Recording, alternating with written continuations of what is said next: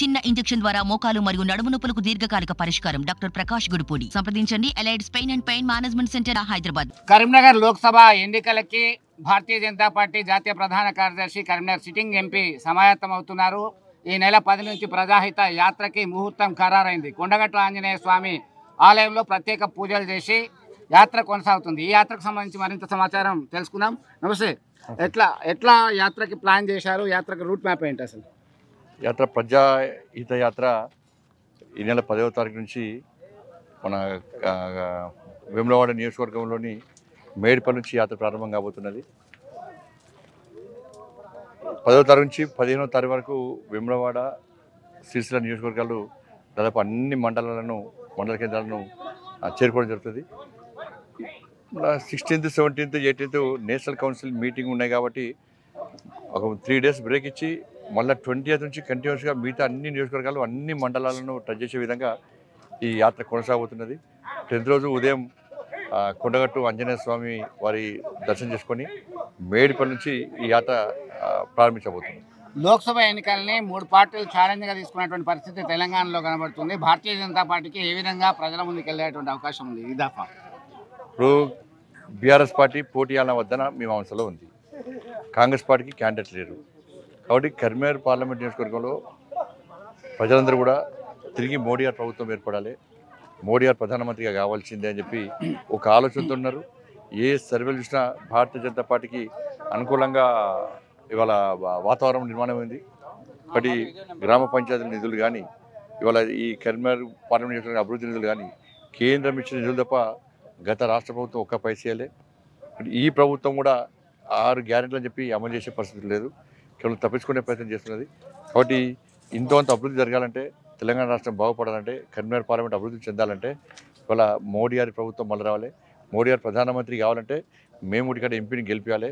మా ఓటు ఎంపీకి వేస్తే ఎంపీ ప్రధానమంత్రిని చేస్తారు కాబట్టి తప్పకుండా భారతీయ జనతా పార్టీకి భారీ మెజార్టీ ఇవ్వడానికి ప్రజలు సిద్ధంగా ఉన్నారు. కరీంనగర్ లోక్సభ పరిధిలో మీరు హుజరాబాద్ రంగపల్లిలో మీరు పల్లె నిద్ర చేశారు. గావుచేలో కార్యక్రమంలో ఎట్లా ఉంది స్పందన? దేశవ్యాప్తంగా సిస్టమ్ అబ్జర్వ్ చేశారు. ఇక్కడ దేశవ్యాప్తంగా కూడా గావుచేలో అభియాన్ పేరుతోని భారతీయ జనతా పార్టీ మన జాతీయ అధ్యక్షులు జేపీ నడ్డా గారు పిలిపించారు. ప్రతి నాయకుడు కూడా ఏదో ఒక పోలింగ్ బూత్ ఏదో గ్రామానికి వెళ్ళి నైట్ అక్కడనే నిద్ర చేసి ఆ గ్రామంలో కేంద్ర ప్రభుత్వ అభివృద్ధి పనులు కానీ, అక్కడ కుల సంఘాలు కలవడం కానీ, రేషన్ షాప్స్ కానీ సందర్శించడం కానీ, చారిత్రాత్మక కట్టడం వాళ్ళతో మాట్లాడడం కానీ, లబ్ధిదారులతో మాట్లాడము, పోలింగ్ బూత్ కమిటీ సభ్యులతో మాట్లాడము, పోలింగ్ బూత్ కమిటీస్ ఏర్పాటు చేయడము, అక్కడ పెద్ద మనుషులతో కీ ఓటర్స్తో మాట్లాడే ప్రయత్నం చేయాలని చెప్పి కేంద్ర నాయకత్వం నిర్ణయించింది. కాబట్టి దానికి అనుగుణంగా నిన్న ఇక్కడ రావడం జరిగింది. అన్ని కుల సంఘాలతో దాదాపు మాట్లాడము, దేవాలయ దర్శనం కానీ, కేంద్ర ప్రభుత్వ యొక్క సంక్షేమ అభివృద్ధి చేసినటువంటి ప్రాంతాలు కానీ, ఇక్కడ లబ్ధిదారులతో మాట్లాడడం కానీ, అన్ని కుల సంఘాలతో మాట్లాడడం కానీ అన్నీ కూడా జరిగినాయి. చాలా బ్రహ్మాండమైన కార్యక్రమం. దేశవ్యాప్తంగా కూడా 4th నుంచి స్టార్ట్ అయింది. 4th నుంచి దేశవ్యాప్తంగా స్టార్ట్ అయింది. తెలంగాణ రాష్ట్రంలో నిన్న, ఇవాళ, రేపు ఈ 3 days ఈ గావుచేలో అభియాన్ కార్యక్రమాన్ని నిర్వహించడం జరుగుతున్నది. ఇలా కిషన్ రెడ్డి గారు కూడా వాళ్ళ సొంత ప్రాంతాన్ని కూడా పోయి గావుచేలో అభియాన్లో పాల్గొనడం జరిగింది. ప్రజా సంగ్రామ యాత్రలో ఒక కీలకమైనటువంటి మలుపు వచ్చినటువంటి తెలంగాణ రాష్ట్రంలో మీ పాదయాత్ర కరీంనగర్ లోక్సభ పరిధిలో సైతం ఇట్లాంటి మార్పు వచ్చేటువంటి అవకాశం ఉందా? ఈ దఫా ఎట్లా మెజారిటీ సాధించే ప్లాన్తో ముందుకెళ్తున్నారు? సరే, భారీ మెజార్టీ, గతంలో కంటే ఎక్కువ భారీ మెజార్టీతో గెలవాలని చెప్పి మా కార్యకర్తలు ఖచ్చితంగా పనిచేస్తున్నారు. చాలా నిబద్ధతతో పనిచేస్తున్నారు, కమిట్మెంట్తో పనిచేస్తున్నారు. కాబట్టి ప్రజలందరూ కూడా ఇక్కడ ఒక బీజేపీకి అనుకూలమైన వాతావరణం ఉంది. ప్రజలు భారతీయ జనతా పార్టీ వైపు ఉన్నారు కాబట్టి క్యాడర్ ఉంది, కార్యకర్తలకు కొట్లాడే కెపాసిటీ ఉంది. గతంలో బీఆర్ఎస్ పార్టీకి వ్యతిరేకంగా ఈ తెలంగాణ రాష్ట్రంలో నేను కొట్లాడిన తీరు, నేను చేసినటువంటి యుద్ధం, నేను పడ్డ ఇబ్బందులు, ప్రజల కోసం పడుతున్నటువంటి ఈ శ్రమ చూసిన తర్వాత ఇలా ప్రజలందరూ కూడా బండి సంజయ్ గెలిపించాలి, నరేంద్ర మోడీ గారు ప్రధానమంత్రి చేయాల్సిందని చెప్పి ఒక ఆలోచనతో ఉన్నారు.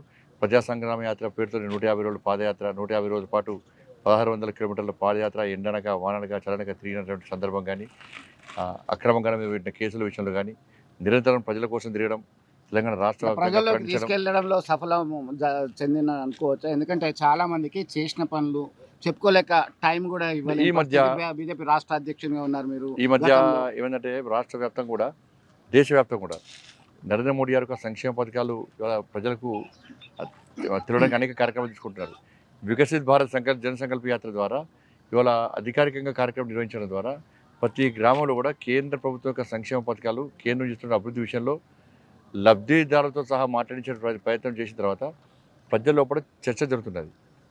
ఇవాళ అమలయ్యేటువంటి అభివృద్ధి పనులను కూడా కేంద్ర ప్రభుత్వాన్ని, అమలయ్యే సంక్షేమ పథకాలను కూడా కేంద్ర ప్రభుత్వాన్ని అని చెప్పి ప్రజల లోపల ఒక ఆలోచన వచ్చింది. కాబట్టి అందుకే ఇవాళ తెలంగాణలో ఎక్కడ చూసినా కూడా ఈసారి ఢిల్లీ ఎన్నికలు ఇవి, నరేంద్ర మోడీ గారికి పూర్తి ఓటేస్తాం అని చెప్పి ఒక వాతావరణం ఆల్రెడీ ఏ సర్వే చూసినా కూడా అదే సర్వే రిపోర్ట్లు వస్తూ ఉన్నాయి. కరీంనగర్ లోక్సభ అభ్యర్థిగా బరిలో దిగనున్నటువంటి బీఆర్ఎస్ అభ్యర్థి వినోద్ కుమార్ సంజయ్ ఏం చేసిండు, 5 కొత్తలు పనిచేయలేదు లోక్సభకి అని చెప్పేసి వాళ్ళ సోషల్ మీడియా వారియర్స్ సమావేశంలో వాళ్ళతో మాట్లాడినటువంటి పరిస్థితి ఉంది. ఆయన ఇచ్చింది ₹1 కోటి ఇచ్చిండు.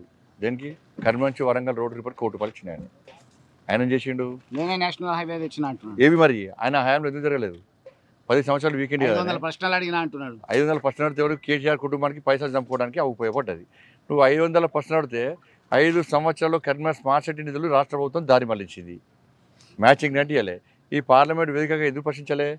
కరీంనగర్ వరంగల్ రోడ్డు పైసలు నువ్వు ప్రశ్నిస్తా వచ్చినాయా? ప్రశ్నిస్తే ఎందుకు రాలే పైసలు? మరి కరీంనగర్ జగిత్యాల నువ్వు ప్రశ్నిస్తే ఎందుకు రాలే? ఎలికతుర్తి సిద్దిపేట పైసలు నువ్వు ప్రశ్నిస్తే ఎందుకు రాలే? కరీంనగర్ ఆరు పైసలు నువ్వు ప్రశ్నిస్తే ఎందుకు రాలే? 12B శాతవనకు ఎందుకు రాలే నువ్వు ప్రశ్నిస్తే? అటానమస్ హోదా ఎస్ఆర్ కాలేజీకి ఎందుకు రాలే నువ్వు ప్రశ్నిస్తే? వాళ్ళ రైల్వే స్టేషన్ నిర్మాణం ఎందుకు రాలే, అభివృద్ధి ఎందుకు రాలే నువ్వు ప్రశ్నిస్తే? నువ్వు దేని గురించి ప్రశ్నిస్తావు? నువ్వు ప్రశ్నించిన ప్రశ్నలన్నీ కూడా పైసలు చంపుకోవడానికి. ఒక్క మండలం తిరిగి అయినప్పుడు ఆయనను వాళ్ళ కార్యకర్తలు గుర్తుపట్టారు. ఫస్ట్ వాళ్ళ నాయకులే గుర్తుపట్టారు ఆయనను. బీఆర్ఎస్ పార్టీ కార్యకర్తలే మంచి ఆలోచనతో మమ్మల్ని బండి సంజయ్ ఎప్పుడు ఇబ్బంది పెట్టలే, బండి సంజయ్ ఈ అభివృద్ధి కోసం పనిచేసిండు, ఆయన బాగా చెప్తా బుక్లెట్ పెట్టి కొట్టించి తిరుగుతున్నాడు. మా ఎంపీగా ఉన్నప్పుడు ఆయన కనీసము మా దరిదాపులు రాలే. ఆయన అహంకారం ఆయన చూస్తుంటే అబ్బు అనుకున్నాడు. ఎందుకంటే మా గురించి ఆయనకి ఇక్కడ ఎవరు తెలియదు, అని అంతా వరంగల్, ఇక్కడ ఆయనకి ఏం తెలియదు, ఇక్కడ ఏం పరిచయాలు లేవు ఆయనకు. పోయినసారి తెలంగాణ మూవ్మెంట్ అది చూసి ఏదో మాయమాటలు చెప్పి చేసిండు. మూడోసారి ఆయన ఇక్కడ మొత్తం పైసలు మొత్తం నాశనం చేస్తుండే, కనీసం మా గురించి మాట్లాడాలని చెప్పి పక్క పెట్టారు. మీరు అన్నదాన్ని ఒకసారి పరిశీలిస్తే ఈ మధ్య కాలంలో వినోద్ కరీంనగర్కి నాన్ లోకల్ అని చెప్పేసి మోడీ వారణాసికి నాన్ లోకల్ కదా అంటారు. మరి మోడీ గెలిపించారు కదా, ఎందుకు కూడా కొట్టిరు? ఇక్కడ మోడీ దేశ ప్రధాని, దేశాన్ని అభివృద్ధి చేస్తారు గెలిపించాడు. మరి నువ్వు ఎందుకు కూడా కొట్టారు? నువ్వు స్మార్ట్ సిటీ పైసలు వేస్తే కొట్లాడవే? కరీంనగర్ వరంగల్ రోడ్ కోసం కొట్లాడవే? కరీంనగర్ జగిత్యాల రైలు కోసం కొట్లాడవే? సిద్దిపేట ఎగతుర్తి కోసం కొట్లాడవే? ఆర్ఓబి కోసం కొట్లాడవే? మళ్ళీ కేంద్రము అన్ని పైసలు ఇచ్చింది, అన్ని పైసలు గ్రామ పంచాయతీలకు పైసలు ఇచ్చింది, వీళ్ళు నేరుగానే ఇచ్చింది. మరి కరీంనగర్ పార్లమెంట్ పరిధిలో ఈ పైసలు మొత్తము డైవర్ట్ చేసింది ముఖ్యమంత్రి. నువ్వు ఎందుకు మాట్లాడలే? కరీంనగర్ సర్పంచ్ గురించి మాట్లాడారు కదా, కరీంనగర్ నిరుద్యోగ యువత గురించి మాట్లాడారు కదా, కరీంనగర్ రైతుల గురించి ఎన్నిసార్లు రైతులు వీళ్ళు ఇబ్బంది పడే అకాల వర్షాల వల్ల వడగాల వల్ల నష్టపోయారు. నువ్వు ఎందుకు మాట్లాడలే? ఎందుకు ఇప్పలేకపోయినావు? ప్రభుత్వం నీదే, ఎంతమంది ఆదుకోలేకపోయినావు? ఎందుకంటే నాకేం అవసరం ఇక్కడ అనే ఫీలింగ్ నీకు. ఎలక్షన్ అప్పుడు మళ్ళీ గెలుస్తాం, కట్టుబడి ఉంటారు, ఎందుకంటే దానికి వేస్తే వేస్ట్ అవుతుంది ఓటు అని చెప్పేసి ఆ పార్టీకి. ఇప్పుడు బీఆర్ఎస్కు 100 అక్కడ తక్కువ వస్తాయి. ఒక కాన్ఫిడెన్స్ తోని ప్రజాహిత యాత్ర చేపట్టడానికి సిద్ధంగా ఉన్నాం.